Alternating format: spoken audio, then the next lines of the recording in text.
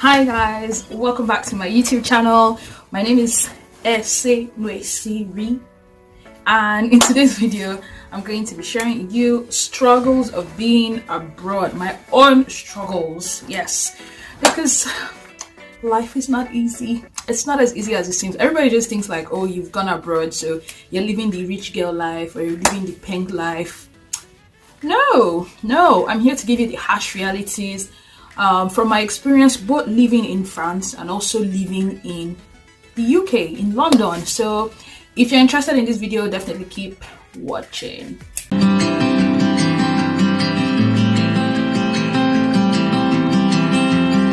So this is from my own personal experience. Different people might experience different things depending on the reason why you came and how you came. My Nigerian, I'm sure you understand, because some people come to the abroad in different ways. I came for school. So if you guys haven't seen that my video, I have a video where I talk about how I moved from Lagos to Paris and Paris eventually to London. So make sure you check out that video. It'll be somewhere up here. Click on it, watch it. That video is really interesting. You might learn a few things from there. See, there are just 4 important things I need you to do for me. Watch this video, like it, comment, and share, and subscribe. This 4. Wait, like, share, comment, subscribe.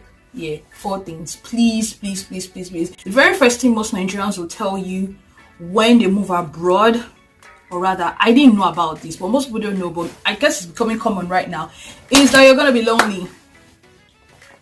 It's a lonely world, people. It is so flipping lonely. It's so lonely that when you get on the train, any black person you see, you guys are making eye contact and like you guys are making non-verbal communication, like I see you, hi day, that kind of thing. Like, it is so lonely. I'm going particularly in London, I've experienced it, but I felt it even more in France. For me, I would say I was very fortunate because when I went to uni, before I even left Nigeria, I already made one Nigerian friend, my good friend Odam. So we already started talking. So I didn't really feel that loneliness immediately I moved to France. I think when I started feeling it was when I moved to Pau, which is in the south of France. Like after uni had finished, when I was searching for a job and all, I was so lonely and desperate that I made friends with people that were way older than me. And yeah, that could be tricky. Yes, especially when you're making friends with married people that have kids. Yeah, that's not what I should be doing in my 20s. But yeah, I did that. I'll just give you an advice. If you're moving abroad, Nigerian, the very place you want to go to find your people, our people, go to church. I'm not even joking. I'm very serious. Go to church. Just look for a redeemed church and you'll be fine. If you want to hear praise Master Jesus, yeah, go to the Nigerian church. And people will say, oh Esther, why didn't you make friends? I had friends, like, yes, but you have white friends. The thing is, our cultures are so different that their own idea of fun is not my idea of fun. For example, now they'll be like, oh, Esther, this weekend we're going hiking. What's my own with hiking? Like, seriously, in Nigeria, where are we hiking to? Oh, Esther, we're going for beer.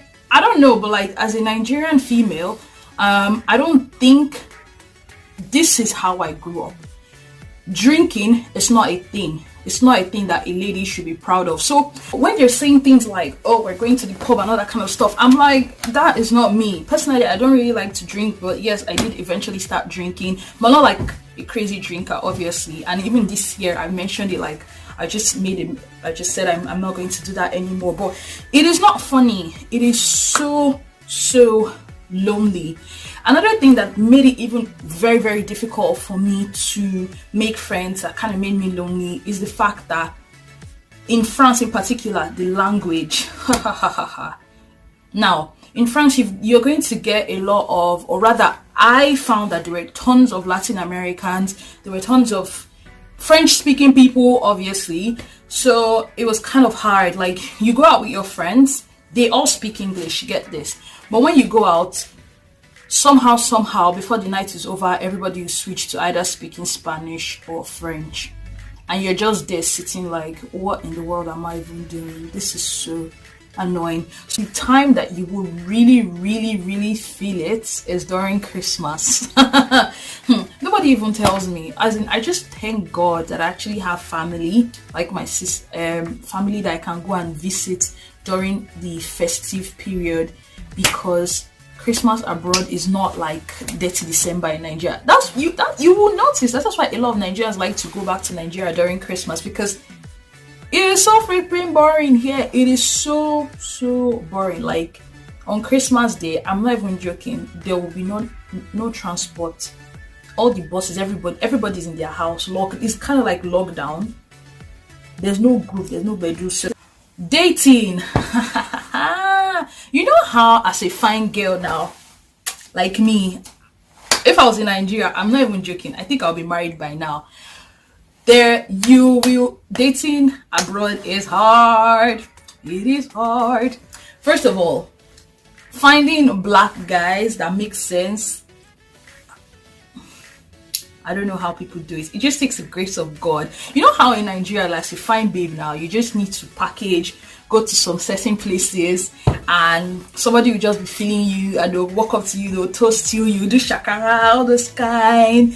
I don't know you, but yeah, no, it's not happening here. Hey, I've been here for like at least on average like 3 years plus, almost going to 4 years. Nobody toasted. Nobody did. It's fine, gay. Nope. Did not happen. Girls, if you want to find a brother, you need to go on Tinder or go to church.